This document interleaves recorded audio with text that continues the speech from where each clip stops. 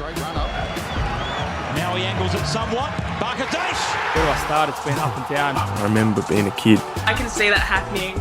That's something, there's always something to do. The Unlaced. Unlaced podcast. It's actually not bad. And we're live. We're back, everyone. The Unlaced podcast, our third episode of the year. Before we get into this one, I just wanted to wrap up last week, the one with Tommy Sheridan. If you haven't checked that out, please do. It was an absolute awesome episode. Tommy is one of the funniest mans alive, and honestly, we had an absolute ball in that episode. But even more so, we linked up to go watch the Super Bowl final the other day at the Ascot Vale Hotel, which was an absolute ripper, and that's going to be coming out on the Unlaced podcast channels as a vlog, which has got a lot of beer and a lot of laughter involved, as you can imagine. So, again, to the subscribers, all the listeners out there, the people sharing this platform, really do appreciate it. It's how we grow, so thank you so much. I've actually been wanting to get this person on for a little bit now because the story around this person is maybe slightly different to some of the other stories that we've had on the show in regards to sport and also life, but a journey, to say the least, of what this man has been through and where he's sort of got to now. So with no further introduction, I'd like to introduce Liam Twomey. Thanks, mate. How are you, mate? Yeah, I'm good. That's a good intro. It was pretty strong. Yeah, I like that. I should introduce you as almost, well, you're not Paralympian yet, but a para-athlete anyway, because of the amount of training and stuff you're putting into all your sporting world. But what's been going on, mate? How are you? Like, how's life? Life's pretty good. Life is strange. It feels strange sometimes to be, doing the things I'm doing and living the life I am, but it's pretty cool. Yeah. I'm pretty stoked with where I'm at the moment. And yeah, like you said, life's been interesting, for lack of a better word. Yeah, I know. Well, it's funny because we actually reconnected. And for those that don't know mine or Liam's relationship, we went to high school together before I moved to the AIS in Canberra at the end of year 9. So we were in high school from year 7, 8, 9 together, weren't we? Yeah. At Corporate Grammar. And oddly, we reconnected through a couple of messages, but I was doing a 75-day hard challenge, which was involving a couple of workouts a day, and I was changing them up from running or gym, and I tried to do some stuff that wasn't always on my legs. So I started doing swimming, and then out of nowhere, someone put up a video of me swimming, and Liam just saw it and sent me a note saying, and if you want some help, I can improve your stroke. I probably wouldn't say what you were doing with swimming at that point. But, it was a bit of a cheap shot, but in all honesty, the infamous day at GSAC. Yeah, I want to touch on that because you gave me about 3 or 4 principles around technique to just try and do. And I thought I was a pretty good swimmer. And then once I started trying to do these sort of little techniques with my hands or my shoulders, I started swimming sideways. Yeah. And I thought, this isn't going well. Like, I don't know. And then you were kind of like looking at me and like, oh, it might be a bit hard here. And then I don't know, it just kind of clicked. Yeah. And I started flying and I was like, okay, wow, you really do actually know your stuff. So yeah, thanks. It was actually concerning when you forgot how to swim after I told you to do a few I things. didn't I? Yeah, I thought I'm in a bit of trouble here. This usually isn't how it goes. It usually works. Oh man, it was but it worked out and it was good. Like that's it. It's only a few little things sometimes to think about and it's a massive difference. Well, by the end of it, I was racing people and overtaking people. Yeah. So belting whilst cramping in my foot. So I was like, belting old blokes in the pool. Belting old blokes and telling them where to go, which we love. Now. Right. I do want to touch on your story and why it's unique, and we are going to get into, obviously, the great work you're doing now with all your triathlons and I guess just your endurance events that you take part in general. But where I sort of came to know you and obviously was at the start of year 7 was probably well after sort of, I guess, life took a bit of a turn for you. But it was early on in your life when you came sort of diagnosed with cancer, and I guess moved where you had to get your leg amputated, was it? Yeah, exactly. Yeah, I got diagnosed with a Ewing sarcoma, which is like a rare bone cancer in my right foot or right leg, when I was 7 in 2001. So 20 years ago. Wow. And look, I just was hanging around school, felt a bit sore, couldn't really walk right. And my folks were like, probably need to go get that looked at, mate.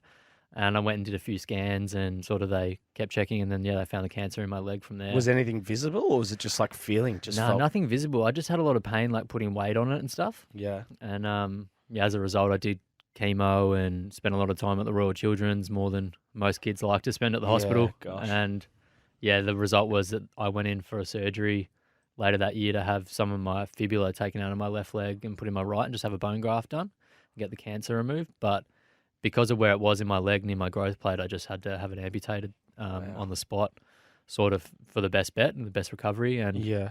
I came out a little bit shorter than I when I went in, and here we are. Wow, man. What was like I can imagine it must have been a pretty tough time in general for everyone, including yourself. But when you're 7 years old, did you really comprehend what was happening? Like to the level of obviously, the longevity of what that action would take and what that would mean? Nah, I think I was pretty lucky to be blissfully unaware. 7-year-olds are pretty resilient and they just want to go back and hang out with their mates and just get on with things. So it was good in one sense that I was that young, but it was also really tough because everyone else around me had to deal with it and I just had to get back into things, and I hated physio, I hated doing all that stuff, and I just wanted to go back to school. Yeah. Just wanted to go kick the footy with my mates, and hated that my leg was sore and didn't fit right and all those little dramas that I had to deal with from there. But I definitely didn't expect that it would affect me as much as it did when it happened. Yeah, it's crazy, man. Because I can imagine for you, and at that time, sorry, did you always have like a prosthetic leg straight away, or what was sort of the process? Yeah, pretty quickly. I was pretty much back walking and sort of running, to a degree within a couple of months. Yeah. Just running around because you're a kid. Kids just work it out. Yeah. You don't have that awareness around your body. You just work out how to make it work, whether it's right or not. You just work out how to get from A to B really quickly. Wow. And then what was those like initial days or initial years, I guess, in primary school like for you? Look, it was actually pretty good. Like I went to a really small, little, nice, like safe, secure primary school, and I was like a god coming back in my wheelchair here and there when I was sick. Hail into coming back from the dead. And when I went back to school, my mates just treated me like normal. No one treated me any differently, and that was really the blessing for me that I could just get back into things. But it was a little bit of a false sense of security when you move from that to high school. Yeah, I can imagine. Yeah, well, because for me, and we were obviously good friends in high school, but one of the most notable things when I first met you was your leg, because obviously you had like a slight limp, and like you're the other thing that was notable was that you were a rat bag as well. But thanks. like, what's your memories of those in high school? Because from the outside and being your mate, it didn't seem like they were easy days for you. Yeah, I think whether it was from people sort of challenging your physical stature, or just even for you to sort of integrate in with sort of everyone as well. Yeah, look, it was actually really difficult looking back on it, and probably at the time as well. I didn't want to accept the fact that was my life. Like I wanted to feel like everyone else. And I went to this big school and there's 1,500 kids and everyone's got both legs. And I think, fuck, I'm in a bit of strife here. Like, I'm sticking out a bit here. Yeah. And, I just didn't want to accept it. I had one of those legs that sort of had a cover on it, so it looked realistic. And realistically, that looks even more out of order than anything else. And, I just found it really challenging to just get physical and like get involved in things. I wanted to just play footy and play soccer and do whatever, and I couldn't. Yeah. Mainly because I was a little bit chubby and lazy as well. Yeah. That didn't help. We can't let that slide. But any excuse to blame it on my leg and me feeling different and less than everyone else, you know? So it definitely had its moments. Yeah. Was there like, how did you handle that bullying though? Because like for me, I'm being around you. I think we might have. I think one of the fights I got in high school was off someone taking the piss out of your leg. Yeah. I don't know if you remember it. It was like when we were in the year 8 building and we were at the taps and someone said something to you and we just got up and just like, that's not right. But like, how did you handle that? And were you in those days, were you ever able to even handle that, I guess? Look, that doesn't ring, like, I don't remember that, to be honest, because I had a lot of experiences like that. Yeah, well, I imagine. I had a lot of that. And like, before anyone feels any self-pity for me or sorry for me, like, usually I'd started it. Yeah. So that was the problem. That was the problem. I was never innocent. I was never innocently, I was never innocently picked on. I was a prick, to be honest, like, for the most part. And I dished it out. And kids are cruel. Kids, that's just how kids are. Everyone wants to, in high school, fit in and feel a part of something. And if anyone attacks that or, like, threatens it, you do whatever you can to, like, get rid of that person and win, Yeah. So everyone's first attack was on my leg because I snapped at it every time. I never was able to let it slide. Yeah. And I really held on to it, and it hurt because more so, like, people call me a cripple and, peg leg and pirate and things like that. It hurt more because that's how I thought about myself at that time. Yeah. I really didn't like myself and who I was and my life and my experiences. And then when people said that to me, it just reinforced how I felt about myself. Yeah. And like, I've obviously got a lot of that in hindsight now. I wasn't that aware at the time. I just, I'll just punch him, like get violent, that'll sort it. And it never worked. It just made people more wary of dealing with me. Yeah. And I didn't fit into that mold of the school really in my behaviour. Yeah. Yeah. Because did you think like because you were receiving so much attention? Because I probably would have said that you was. I don't know if you were like you bullied people, but Yeah. I wouldn't call you a bully because I don't think yours sort of came from like an evil place. Like I think you were constantly in that light, so it was like you just kind of felt the need to stand up for yourself or make other people feel maybe the same. Yeah. And it was like it was probably hard for you as well. Exactly. Like it had its moments. Like to be honest, I hung a lot of shit on my mates as well. You know, Yeah, it wasn't yes, just you did. people. Like I still give it to a lot of my mates. Yeah. Like that's just sort of how I am. But when I did that to people that I wasn't friends with, that's not really how it works when you don't know them, and people don't enjoy that. Yeah. And I was pretty relentless. I won't lie. Like I gave it to some kids sometimes, and I feel bad about it. I've had to go back to it and like look at it because the behavior was pretty rough. Yeah. And that was me just doing what I needed to do at that point. But it was pretty like heavy sometimes. Yeah, well, and at this point in time, you weren't really playing like competitive sport or anything. Like you No. didn't have sort of an outlet outside of maybe like your school and social life. Nah. From memory, because I'm just trying to draw the sort of the storyline or timeline for the exactly. listeners. That you kind of weren't really involved in sort of any elite sporting environments at this point. Nah, far from it. I was playing like C soccer. PlayStation. Yeah, PlayStation. I was doing all the sports that finished quickly. So I moved from cricket to tennis, basketball because it was inside instead of soccer in winter, anything. I was just lazy as. Yeah. And I just wanted it to be over with. And I just didn't think I was physically capable enough. I sort of got to high school and I'm like, I don't really like being in a classroom. I don't really like sport or, enjoy physical activity. I just want to do nothing and like be a bit of a ratbag like with my mates, and that was it. So how was like, you got into a bit of trouble in high school, but like, was sort of the back end of high school, where were you sort of at in your own headspace? Oh, I wasn't in a great place, to be honest. I think I thought I was doing really well. Like my teenage years pretty much resulted with me doing the wrong thing in school and doing the wrong thing outside of school. Yeah. And I'm pretty obsessive and compulsive, hence the triathlon and sport stuff now. Yeah, which is good.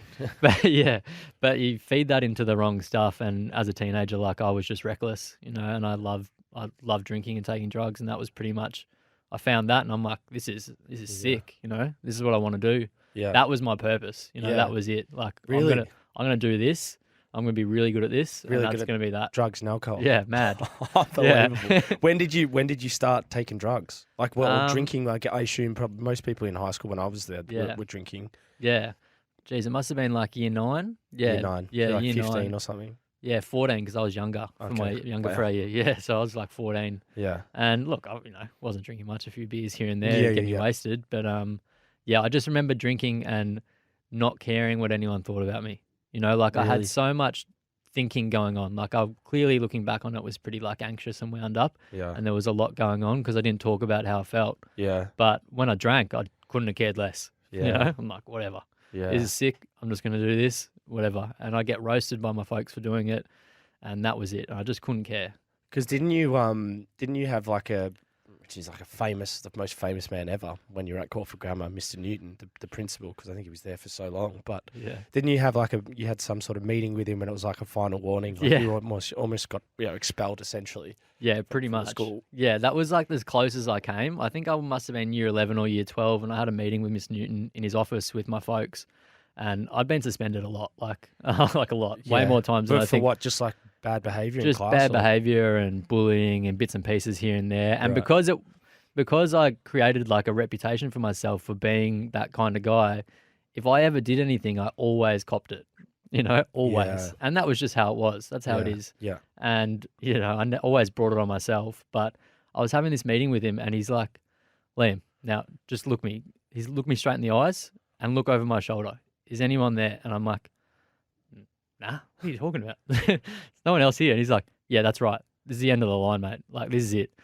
And I'm like looking at my folks like, geez, I'm in a bit of strife here. Oh, wow. Because I'd never taken it seriously. I'd always like, whatever. Was that the first time the penny dropped with that sort of stuff at school? A little bit. Like that someone had been that nicely serious with me. Yeah. Because a lot of teachers as well, because I was like a handful and I really didn't give teachers anything. And if I got in trouble, I just was a smart ass on purpose to just aggravate it.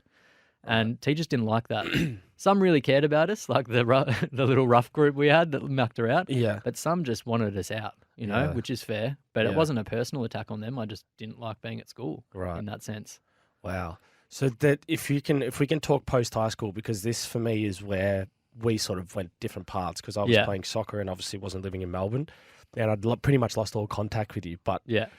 from sort of speaking to you since we've caught up the last few weeks, like I understand that you were having sort of like, you were in trouble with the police. You're also like, having trouble with a lot of your relationships at home or with your friendship groups. That was sort of everything was dismantling.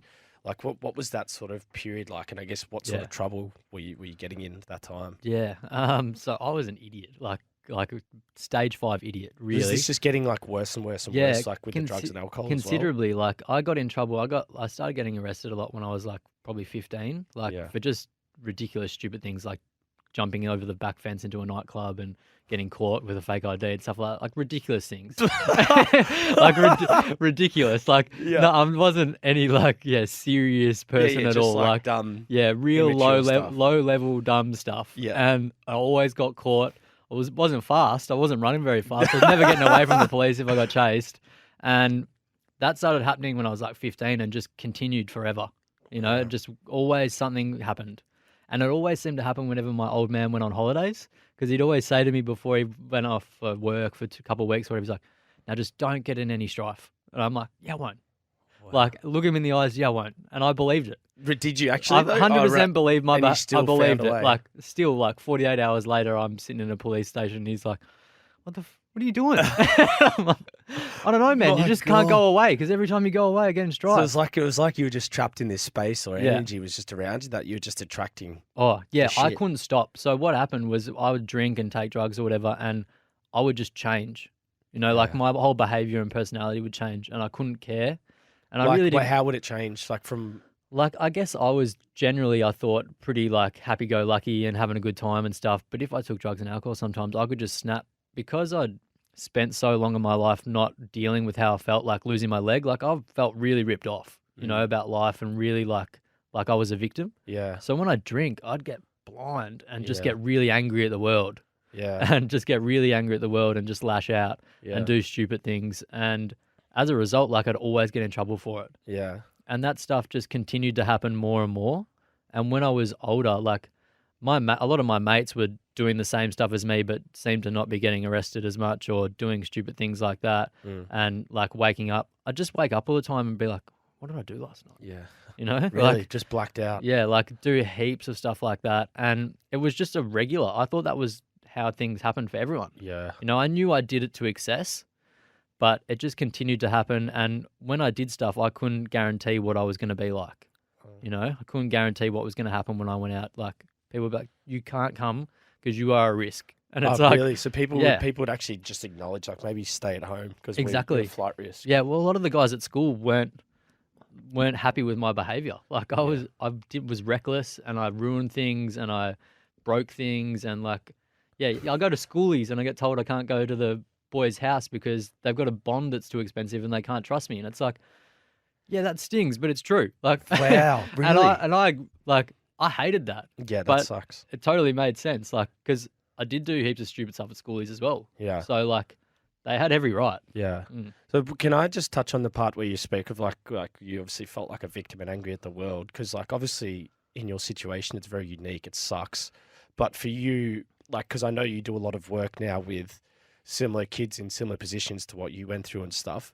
Like, what's sort of the perspective and the journey you took to, I guess, not have that victim mentality? Like, where do you sort of stand on that now, I guess? Look, I think the biggest thing for me was, I felt so alone and isolated from it. I didn't want to deal with anyone else that was a kid like me that had a disability or anything like that. I just didn't want to acknowledge it. Sorry. I just wanted to pretend it wasn't there. Yeah. And when I got older, I sort of realized, like I went to a rehab in Sydney when I was 21, when I tried to get clean and stuff to sort of change my life, and met a lot of guys there that like had mental health or had domestic violence in their family, or like they used drugs with their parents and had really average lives growing up. And I just remember like I'd sit in there in these groups and I'd, for a better word, whinge about how ripped off I was that I was missing a leg, and then hear about a bloke whose dad made him use drugs at like a really young age. Yeah. And I just remember thinking like, mate, your life's it's not that bad, and you don't own feeling sorry for yourself. You know, so many other people have so much else going on. And I just got this massive sense of humility about my life that, you know, it's not all doom and gloom. And I was just willing to accept that, to a degree, that this is my life and I have to make the most of it. Yeah. Because me not acknowledging it wasn't helping it at all. Like, yeah, some days I really couldn't care less that I'm missing. Like, some days still I hate it. Yeah. And I don't enjoy it. And I think it's really important to be upfront about that because when I was younger, I met a lot of guys that were amputees or Paralympians and stuff like that that came in to meet me at hospitals or when I was older. And they were all stoked.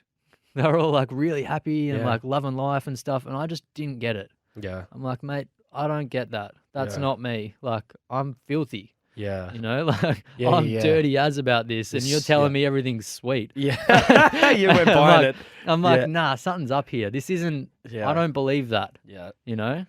And that's been the biggest thing for me, is just acknowledging that everyone has something. Now, are you that guy that goes in and you're telling them it's all sweet and they're probably thinking the same thing? Or do you still have your challenges with it? I'm pretty upfront that, you know, I struggled a bit for the better part of, 15, 20 years you about it. You seem like, to me, I've spoken to you about this before, you seem like you're in a really good spot.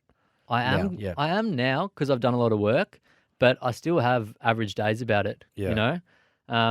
When the old lady at the grocery store tells me how amazing I am, then I can do my shopping. I'm pretty filthy. Like, just wish you'd just give me a spell and let me just do my shopping. Okay.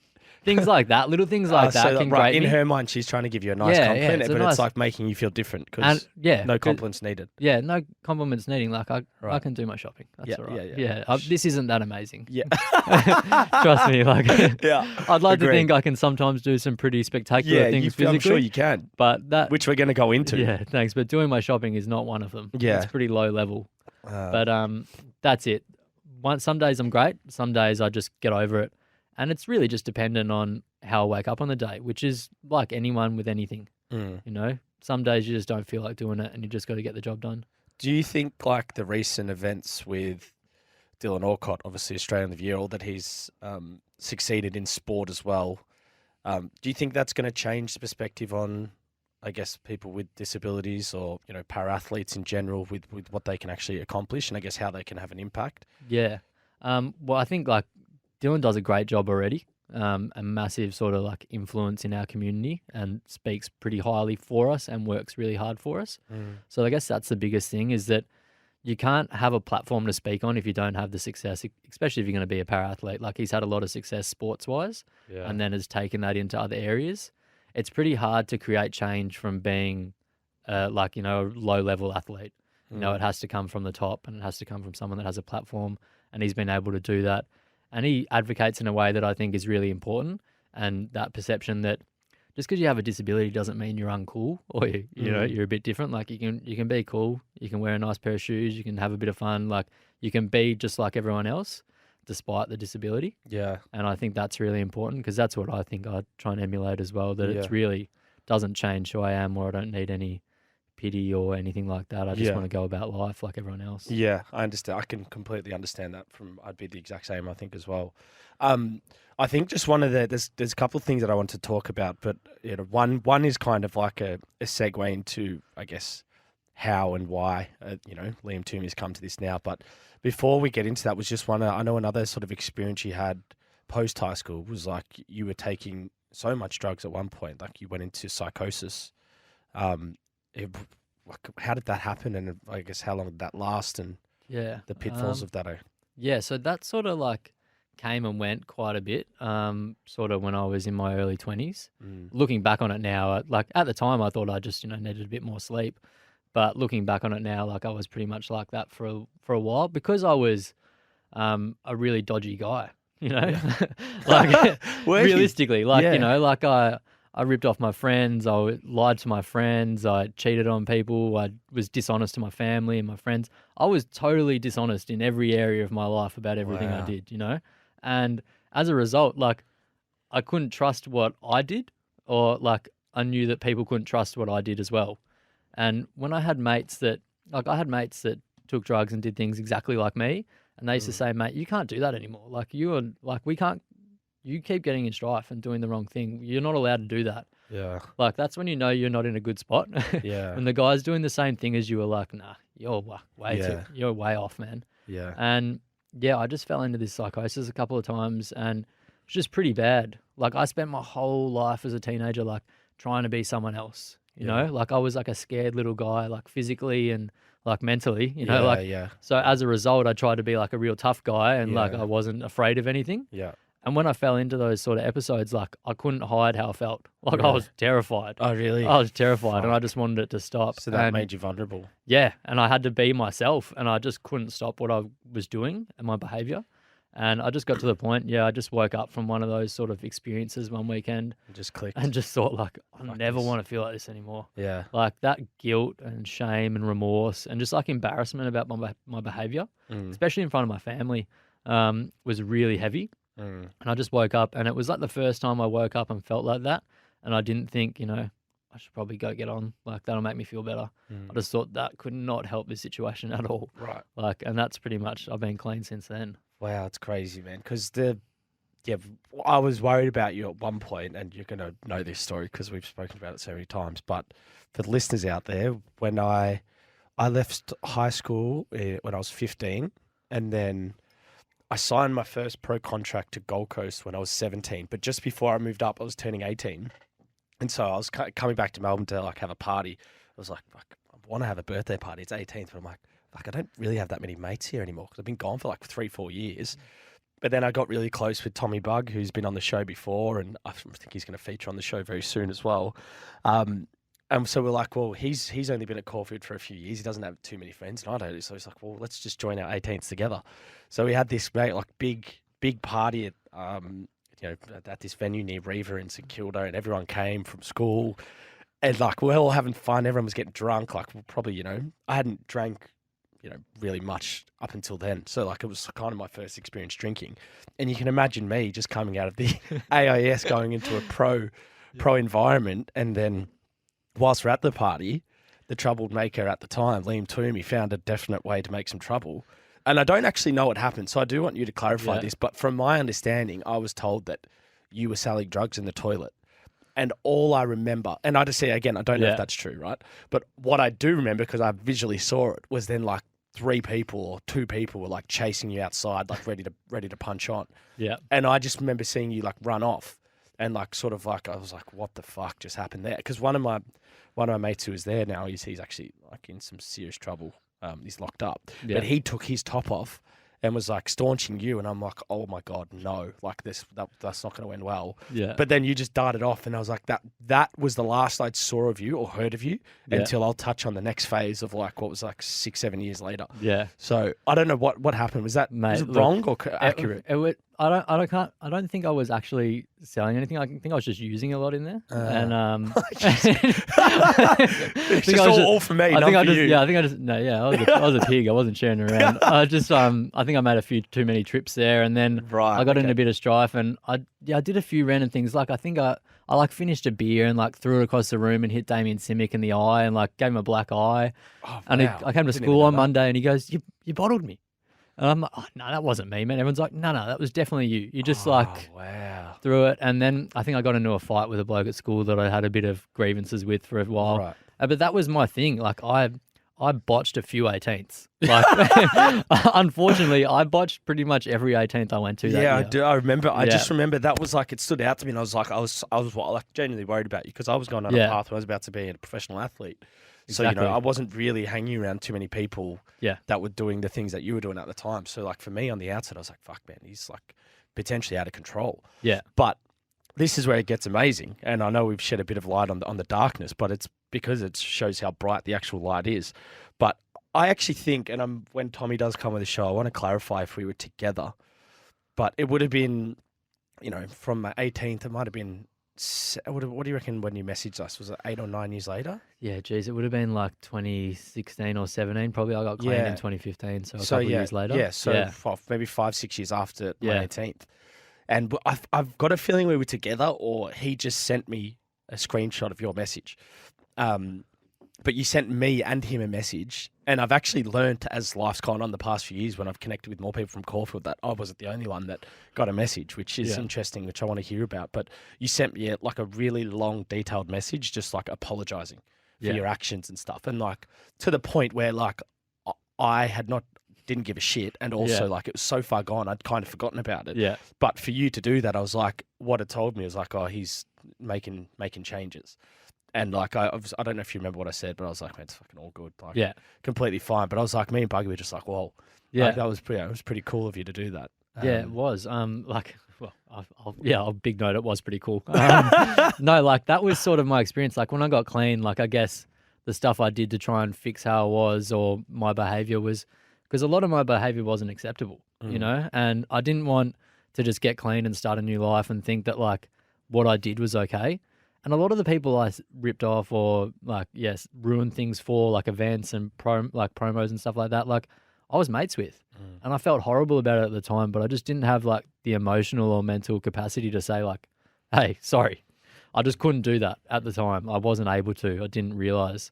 And like I look back on things like that and think, geez, I did not handle that well. You know, like I've made an absolute ass of myself. And that's what I mean. Like you guys weren't the only ones, especially from Caulfield. Yeah. A lot of the stuff I did at Caulfield, I looked back on and I'm like, oh, geez, I wouldn't have liked if people spoke to me like that or did things like that to me. I would have hated that. And I did, because people did do stuff like that to me. Yeah, so, I know. That's right. Yeah, so I think it was really important to acknowledge that my behavior wasn't cool. And I never expected anyone to actually be like, nah, you're all good, mate. That's sweet. Because that's not the point. The point was more just me saying like, that wasn't okay. I don't actually agree with that. And I apologize for like any angst or trouble I caused, because you don't know how much you affect people. Like I had a lot of experiences because people from Caulfield weren't the only people I reached out to. Yeah. I had a pretty long list. And some people were not happy at all. And some people had carried things for a long time because of how I behaved. Really? And some of them I didn't even think much of, but it meant a lot to them. Yeah. So that's why it was so big to me to bring it back and be like, geez, it wasn't good what I did. And I had to acknowledge that and just see what happened. And it's great to have a good response from it. Yeah. And have a good relationship, especially afterwards. But it is also not about that. Yeah. No, I know. It's I can understand that. So to touch on sobriety, because what are you now? 6-7 years sober? Yeah, like 6.5, 7 in June. Yeah. Wow, shout out, bro. Yeah, that's not bad. That's massive. Here I am hungover after the Super Bowl. Yeah. And you're 6-7 years sober, mate. That is, honestly, mate, very proud of you. That's insane. Thank you. When did this, like, I know you sort of mentioned a few sort of, the penny drop moments. But when did it really sort of change for you? Did you start your detox in Melbourne, or was it when you moved to Sydney? Nah. So look, I went to a youth rehab when I was like 19. Because I thought it'd help me with something I was going through at court. I thought it'd just be a good sort of get out of jail free card. And I turned up and I couldn't have cared less. And I really just like went there and just thought, nah, this isn't for me. I'll just do whatever and go back to what I was doing. And I got clean here and I actually got arrested, and this police officer actually felt really sorry for me, which is never a good sign. He thought, mate, he goes, you're not in a good spot, man. He found me just like wandering around in the middle of like Sandringham in the middle of the day. And he's like, what are you doing? And I'm like, I don't know. I didn't even know where I was. And he called my folks and they came and picked me up. Like, he didn't arrest me because I was just in trouble already. He said, look, mate, if you go to rehab or detox, like, we'll just let it slide. But you need to sort yourself out because you're... Shout out to that cop. Yeah, shout out. Yeah, I thought he was... I was hating that he was making me do that. I was like, man, just don't call my folks here. Just arrest us and we'll just sort it out later. Like, I'll sort it out later. Don't worry about it. Like, just so flippant with my life. And how many times do you reckon you got arrested? Like, well, I don't know. Maybe 10 plus. Wow, so like a decent amount. Not for anything too. Yeah, just but enough just to stupid stuff to give all you the a slap time. on the wrist. Yeah, all the time. And like what happened was that I went to this detox. I got clean. Like I woke up that day and I got clean, and I went to the detox like 10 days later, and I'm like, oh, I don't know about this. Like, not really for me. I was already sort of clean and thinking, I could just drink, or I could just do this and just do that. And I got there and I just realized like I didn't want to keep doing what I was doing anymore. Like I was so over it. Yeah. It was so like, at that point, all my good mates had dropped me. Like because of my behavior, you know, and I just realized like I didn't really have anyone around anymore. Like there was no fun. I wasn't going to nightclubs. I wasn't going out. I wasn't doing anything fun. Just like using at a house with people and driving around all the time. Yeah. It was pretty grim. Yeah. And there was no fun to it, and I didn't like the people I hung around with. And I went to this detox, and I just sort of felt like relief, Yeah. which I hadn't felt for a while. And I just went to they took us to like a NA meeting, like or whatever, and I met a bloke there that I used to use with, and I thought he was hopeless. I So thought he was, what were you using, like heroin, or were you using like? Nah. So that was pretty much like one of the like only things I didn't use. Like Yeah. what sort of brought me unstuck realistically was using ice. Like, Ice, okay. yeah, like very quickly. Like doesn't have to be for a long time for me, but I sort of change ice and pills and stuff just turn me into a bit of a monster. Yeah. And I just want to do most people. Yeah, like most Yeah. people. I just want to do bad things, Yeah. and like it just changes my personality so quickly, and Yeah. I just have no control over when I stop. Once I start, I don't know when I'm going to stop with that stuff. And Right. So you're in this AA meeting and you meet a guy that Yeah. you were using with. Yeah. No way. yeah, that's happened a few times to be honest. Okay. Yeah, it's happened a few times, and I met him, and I used to think he was a bit of a dropkick, to be honest. Like I thought this bloke's never gonna, he's useless, he's never gonna get clean, and he was cleaner than I was, and he was sort of happy and healthy, and I just thought, man, like if this bloke can do it, like how can I not do it? Yeah. Like I've got to be able to do this. Yeah. And Louis, at that point in time, were you actually wanting to be clean though, or were you just doing it to kind of tick boxes, stay out of trouble, maybe just fix a few things, or were you actually trying to get clean? I don't think I actually gauged that I was going to stay clean for that long or like at all. Because when I went to that detox, I was the youngest one by like a couple of years. Most people were in their mid-40s and, you know, had a whole life behind them. And I was 21 and young and angry and really did not think it was for me. And I was very like volatile in there because I just brought all my behavior in with me. And yeah, I just sort of hung around and was like, I'm just not going to use, you know, like I got in a few situations where I could have used and I just didn't want to. And the options were there. And I was actually terrified of using because I hadn't had a good few experiences the last couple of weeks. And I just didn't want to have to do that again and again. Yeah. It was just tiring. Yeah. Right. That's crazy. So have you made the moves, like just off the story you're saying, are you in Sydney at this point, or is this sort of a next phase? Because I know you said you went and lived in Sydney, like pretty much with no clue what you were doing. Yeah. You just went and changed pretty your much. environment. Yeah. So I did the detox and the detox was like, hey mate, look, so this is only a 4-week program. You probably need a few more weeks. Oh, really? Okay. That goes, this great place up in Sydney. It's really good, you know, really easy to get into. It's long term. You'll be there like 12 months, you know, easy as. Yeah. And I'm like, oh yeah, all right, whatever. Because at that time, I didn't want to go home and just sit at home and do nothing because I knew like being that bored, I was going to go back to what I was doing probably. Yeah. So I just sort of legged it, you know, like I hung around for a bit and then I just legged it up there. And I got there and I got picked up, like the place is called like We Help Ourselves. So like it's run by the people that are there. Like there's staff members, but it's pretty much run by all the people that are living there. Right. So I'm like sitting out the front of Central Station in Sydney, like across from the dental hospital, and these two old fellas come and pick me up in a druggy buggy and just like, come on mate, get in, we'll take you there. And I'm like, geez, this isn't what I expected. Oh my God. I've just gone from a really nice sort of detox in East Melbourne, private detox in East Melbourne. Banged up van. Yeah, to a banged up van with a couple of old fellas. Like, come on mate, just get in, we'll sort you out. And I'm like, all right. And I get there and I'm just like, yeah, no, this isn't for me. Like, I don't want to be here. Yeah. And it was just like a men's house that I stayed in. So there's like 35 of us. Wow. Yeah, pretty loose. And, you know, most of it, because it's public, like guys come straight from jail or off the street or drug court and just like wanting to get clean. So it's a mixed bag of what you get. Wow. And I actually really liked it. Yeah, was it good? Yeah. For me, I found rehab to actually be a very fun experience.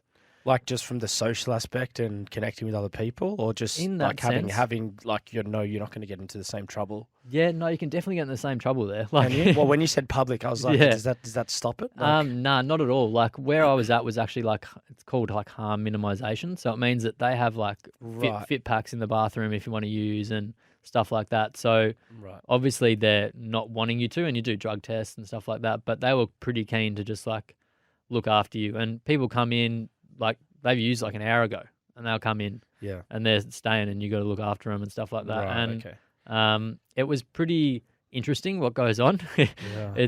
But I liked it because I didn't have to worry about anything else. I just had to stay there and not take drugs and not do anything to get myself punted. and everything else would take care of itself. Like we looked after ourselves and cooked and ate and cleaned the house and did all these things that I'd never done because I was just like inherently lazy and just like self-entitled. And then they tell me that I have to make my bed like an army style bed, or I have to write a page about discipline, later that night, a whole A4 page about discipline as punishment. That was like the thing. You get in trouble, you write yourself up. Okay. So like you just do everything. You don't want to do that. No, you just do everything properly from then on out, so you don't have to worry about it. Yeah. Yeah. Well, so how long were you at that clinic for? Were you in Sydney for a while? Yeah. Were you always at the rehab place? No, so I stayed there for like 12 months. Like they had like 3 separate houses, like an intensive one for like 3 months, then or 4 months, and a halfway house, and then like an exit house in Redfern.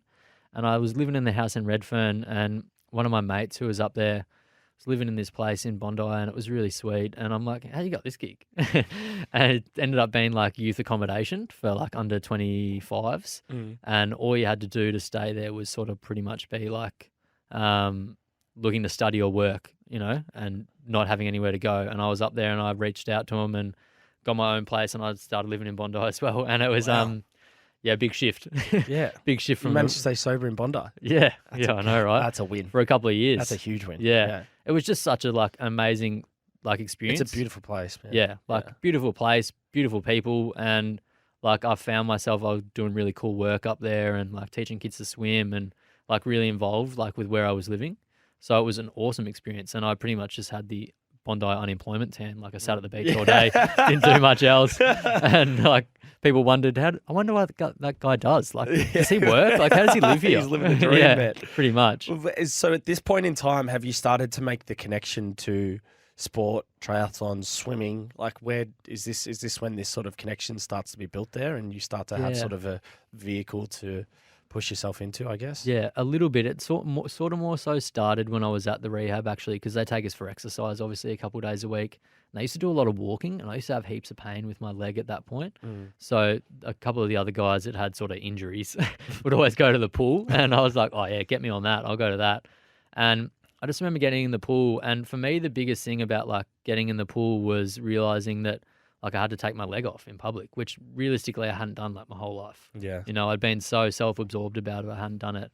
I got to this pool and I realized I had to take it off to get in, and I took it off and jumped in, and I just felt amazing. Like, oh really? Like it felt so freeing for me, like physically and mentally, to jump in and do that. Wow. That I just couldn't have cared less. I felt like I was swimming like so well and so nicely, and I was not at all. Like I was, yeah, drowned. But your mind was free. But I was actually free of my own like self-absorption of like what I thought and what other people thought.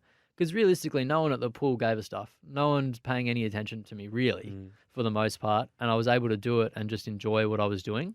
And I just thought, like, this is sick. Like, I want to do this, And I just started swimming pretty obsessively when I could at the pool. And that's when I sort of just thought, you know what, like, how hard could this Paralympic thing be?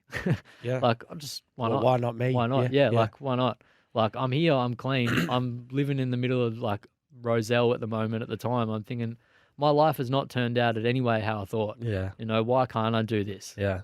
And turns out it's actually really hard. Yeah, of course. Well, yeah. My uncle said something to me once. It always stuck out to me. He goes, because he was telling his mate, he's like, because my uncle he played like in the reserves for Blackburn Rovers in the English Premier League, so he'd never quite made it, but he was like as close as you can get to playing the best league in the world. And he was telling his friend, he was pointing at me, he's like, no, he actually wants it. He wants to make it. And then his friend goes, well, someone has to. Yeah. And it always stuck out to me. So it's like, yeah, it's true. Someone's got to make it. So why can't it be you? Yeah. But so when did you start sort of getting into the like competitive events and like getting a name for yourself and starting to have sort of the brand and stuff that you built now? Because the reason why I asked that as well is when me and Buggy got those texts from you after like, was it 5-6 years after our 18th? It's like, fuck, Liam Twomey, like what's he doing now? I went on your page, your Instagram page, and like my jaw dropped. Because I think at that point in time, you might have, I think it was 2018, because I think you'd just done a triathlon. Yeah. Like you'd done a triathlon or something. So I was like, what the hell? Like you'd absolutely destroy me on a fitness basis. It was insane. So yeah, when did like the event stuff start happening? Yeah. So I started trying to do swimming first off because I hadn't really done much of the other stuff, and swimming wasn't really for me. Like I didn't like racing in a pool. I found it really boring and it wasn't enjoyable. And to be honest, for what I wanted to do to go to the Paralympics, like it wasn't going to be an option. Like I rated myself to a degree, or thought, why not? But sometimes you got to realize that there is a capability that I may not have in that capacity. And I just got involved. I met this bloke who'd been to the Paralympics in Rio, and he was a leg amp like me. And he was like, "Oh man, you got to do triathlon. Like you're built to do You're not built to be a swimmer. Like you're small and like lean. Like you need to do triathlon. You'll be fine. Come do this one with me in a couple of weeks." And I'm like, "Oh, I don't know, man. Like I've never." You hadn't done one before? Nah, like at this point, I'd really never run in my life much, apart from playing sport here and there. Wow. I didn't have a running leg. I'd never run 5K. I didn't own a bike. What's a triathlon for? So like, what in I do Paralympics? to try and go for the Paralympics stage is like a sprint distance triathlon. Okay. So it's a 750-meter ocean swim or lake swim or whatever. Yeah. A 20-kilometer bike ride and a 5-kilometer run. Oh, Yeah. it's not easy. Nah, My God. it's a stinger. So is that just for the Paralympic level? Is that Yeah. different for the other events that maybe you've competed in, or is it similar? Is Yeah, it the no. same So sort of that's always standard? the same. That's sort of Okay. the standard. Yeah, that's what I would do. So yeah. that's what this bloke was asking yeah. you He's to do. like, come do that, man. But that's 700-meter swim in the like open water. That's Yeah, I that know. can be 2Ks on a bad day. Like, do you know what I mean? Exactly. You can swim on the Exactly. spot with the swell. And I'd been doing a bit of swimming at that point, so I thought, oh, this would be all right. But I'd never really swum in the open water or anything like that, just swum in a pool. And yeah, I wasn't keen on doing it because I'd had a few people say that sort of stuff, like, just come do it. And I'm like, oh, yeah, I will. I'll get around to it. Yeah, I will. And he just sent me the link and it's like, you have to sign this now to do this if you want to come and race with us. And I'm like, all right, man, like, I'll do it. Geez, stop like harassing me. And I signed up. I signed up and I had to start training from then, sort of, and just look after myself and do a few things here and there. And like, I had no idea what I was doing. And I turned up to the race and it was in St Kilda and it had like pissed down all weekend. So they cancelled the swim and said, oh yeah, we're going to run more. And I'm like, you're kidding. It was what, and just swim your strong? Yeah, Like pretty strong- much. At that point, I'd never really run. I'd never run 5K straight. But would you have swum in open water by then or ocean? Nah, but I still would have preferred that to running more. Yeah. You know? okay, Yeah. And, I lined up with these guys and like we all sprinted out and I'm sprinting out. I'm like, oh, I'm on fire here. Like I'm killing it, killing it. And I got to my bike and I was like, oh, geez, like we had to run 2.5K at the start and I just sprinted it and I just spent the next hour or so just like groveling, just like, oh, this is not a good, I did not pace this at all, because I wasn't fit. I had no idea what I was doing. I just like excited. Yeah. And like I was so blissfully unaware when I started triathlon, Yeah. like I just had no idea, like I honestly turned up to that race and I had a few mates there and stuff. And one of my mates goes, look, it's not a big deal. Like when we're walking down to the start line, it's not a big deal, but your race suit's on backwards.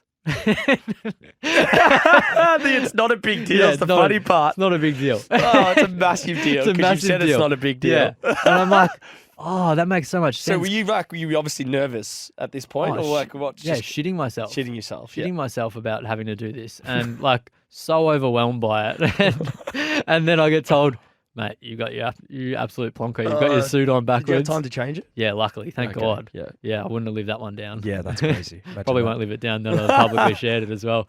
But like that was it, like no clue. Yeah. But I did the race and I got through it and I actually enjoyed it. Despite how painful it was physically to get through it, I enjoyed the experience way more than swimming. Really? And I enjoyed the community and the people around it because they were actually welcoming and enjoyed it. And I was like, well, this is all right.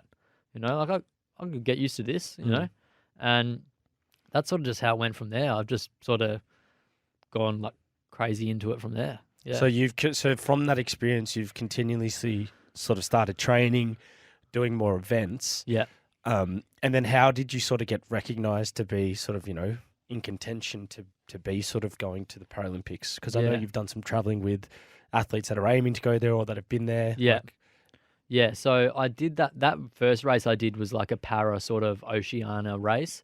So there was people there that were involved with like Triathlon Australia and whatever. And then I got sort of categorized from there, I guess. So I got put on the team to a degree and was able to go race internationally. And that first year in 2018 went to Canada and did a couple races overseas internationally, which was like an amazing experience for someone who 6 months ago had never done anything. Yeah. And to be honest, I got flogged.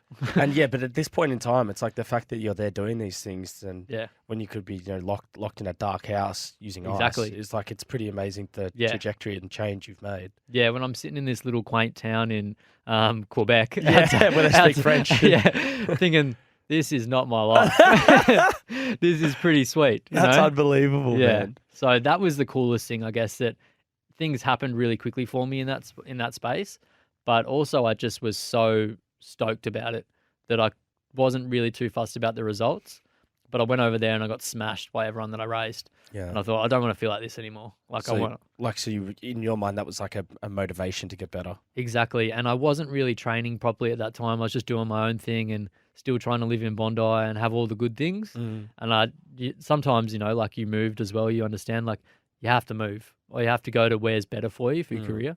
And for me, it was to move back to Melbourne and join a squad here. And like, it's been the best thing I've done. Like I miss Sydney, but it's been so good to come back and actually join and train in a proper like high performance squad. Really? So there's like there's a crew of you that are doing what, bike, swimming and running, like collectively? Yeah. Through the week so or whatever. On my group, like a low-tech triathlon, so pretty much like athletes, like elite athletes trying to go to either the Paralympics or the Olympics.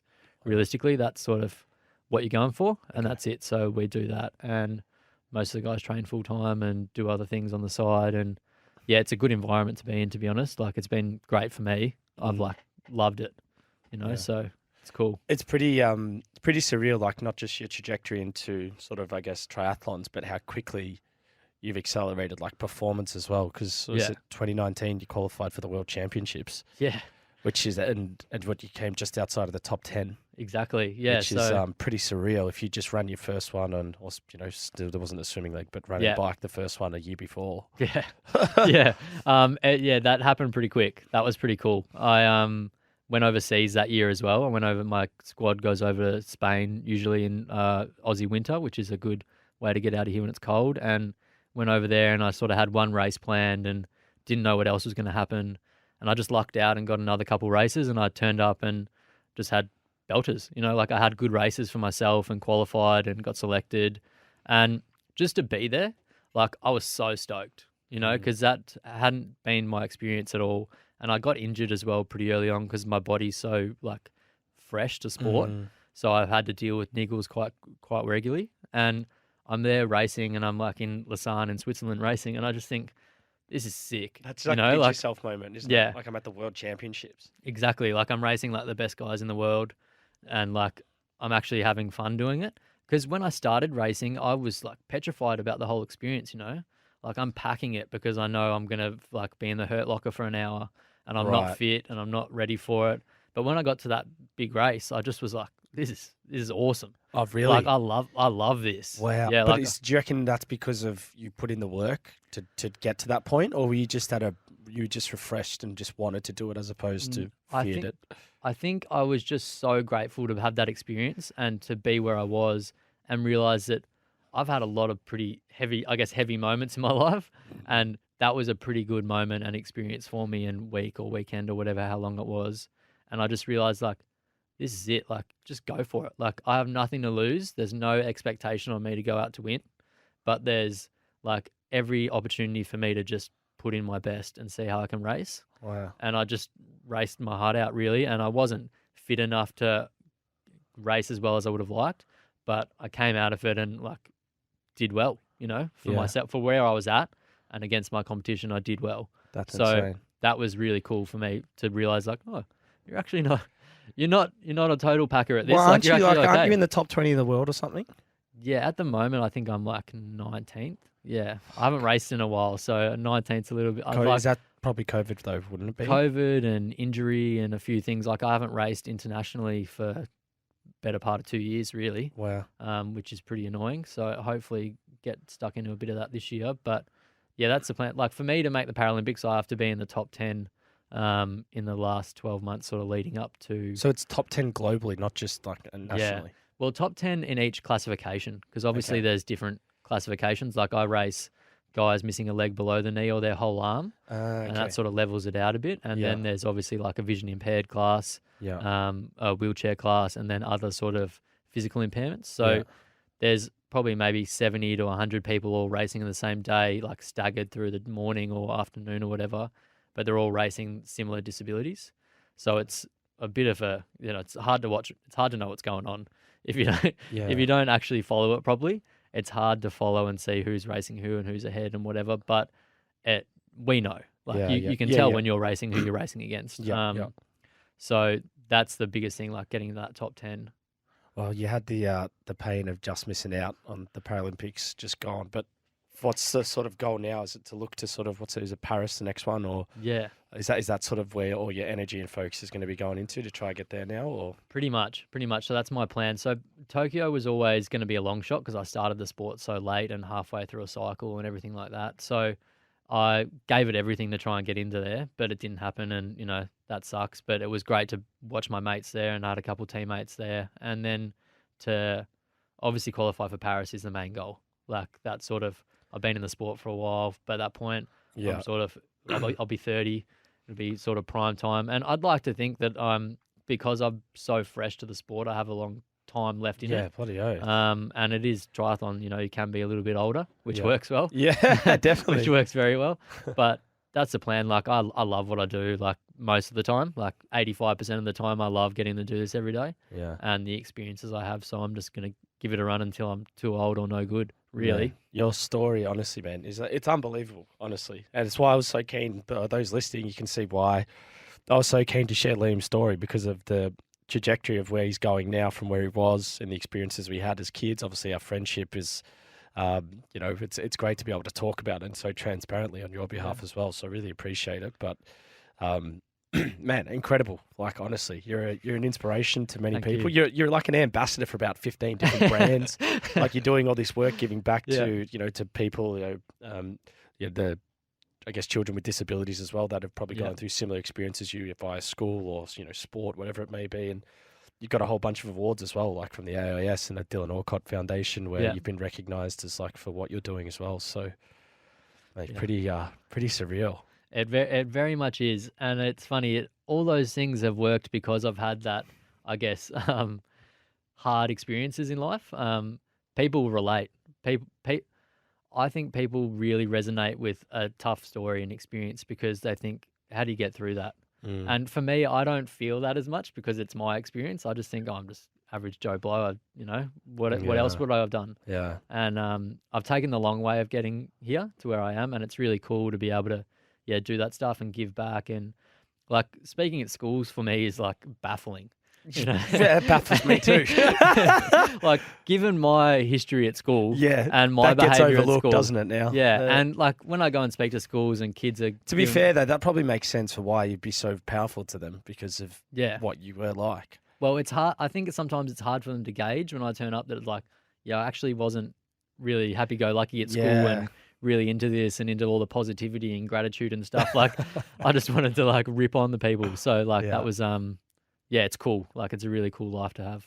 Mate, Liam Twomey, well, thank you for coming on the show, man, for sharing your story. It's unbelievable. We'll definitely be watching you over the upcoming years of the events, and I'm got no doubt in my mind if you keep going the way you're going, we'll see you in Paris, brother. So, mate, thank you. Thanks for having me. Awesome. It's been good. Cheers. Cheers, bro.